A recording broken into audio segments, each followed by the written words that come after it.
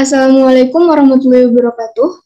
Pada kesempatan kali ini, kami, Rizky Puspitasari dan Anita Ambersari, berkesempatan untuk memaparkan materi estimasi rasio dual varians. Kapan estimasi rasio dual varians digunakan? Estimasi rasio dual varians digunakan ketika di soal ditanyakan mengenai rasio dari kedua populasi, atau untuk menentukan asumsi varians yang nantinya berpengaruh terhadap penentuan rumus S-pool pada penghitungan perbedaan dua rata-rata ketika sigma 1 dan sigma 2-nya tidak diketahui dan ukuran sampel kurang dari 30. Dalam mencari estimasi rasio dua varians, kita akan memanfaatkan distribusi F. Karena merupakan suatu estimasi, maka hasil akhir dari penghitungan kita adalah sebuah interval. Rumus penghitungan rasio dua varians adalah sebagai berikut. Untuk batas bawah dari intervalnya adalah S1 kuadrat dibagi S2 kuadrat dikali 1 per F alfa per 2 V1 V2. Sedangkan untuk batas atas intervalnya adalah S1 kuadrat dibagi S2 kuadrat dikali F alfa per 2 V2 V1.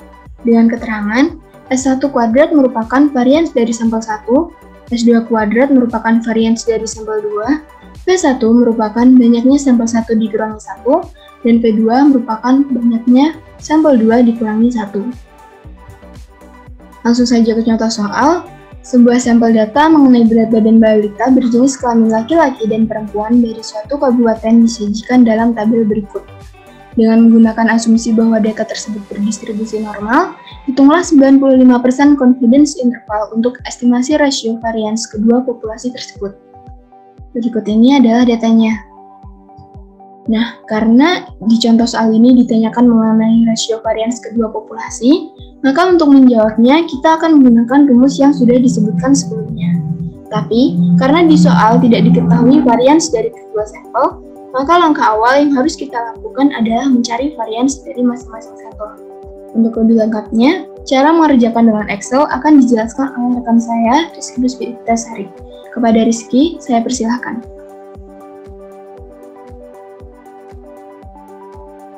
Sebelum kita masuk ke langkah untuk mencari confidence interval, terlebih dahulu kita tentukan populasi 1 dan populasi 2. Dalam kasus ini, kami mengambil berat badan balita perempuan sebagai populasi 1, sedangkan yang laki-laki sebagai populasi 2.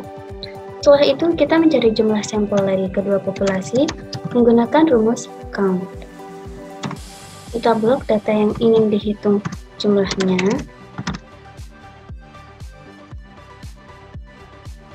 Dilanjut dengan mencari varians dari sampel menggunakan rumus var.s.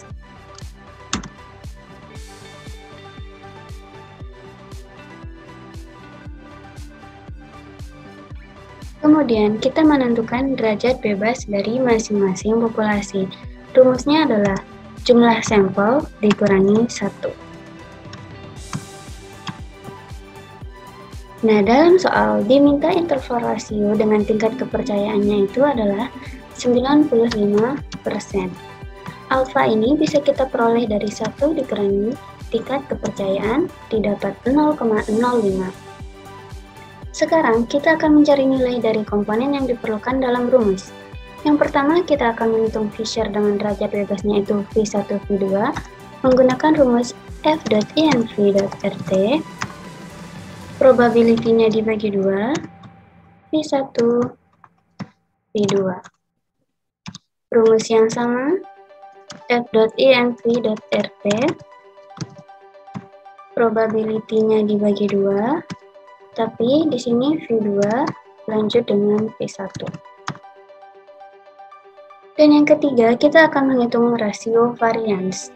Rumusnya itu adalah S1 kuadrat per S2 kuadrat. Oke, karena kita sudah memiliki nilai komponen yang dibutuhkan, jadi sekarang kita akan menghitung batas bawah selang dan batas atas selang sesuai rumus yang tertera di layar. Rasio untuk batas bawah, rasio varians dikali dengan 1 per F V1 V2, sedangkan untuk batas atasnya adalah rasio varians dikali F V2 V1. Dari sini kita peroleh intervalnya berkisar antara 0,859 sampai 2,701. Baik, selanjutnya kita akan mencoba mengerjakan soal tadi menggunakan R. Langkah pertama yaitu kita install dulu package .xl. Di sini saya sudah install package-nya, jadi kalau belum bisa langsung di-run aja ya.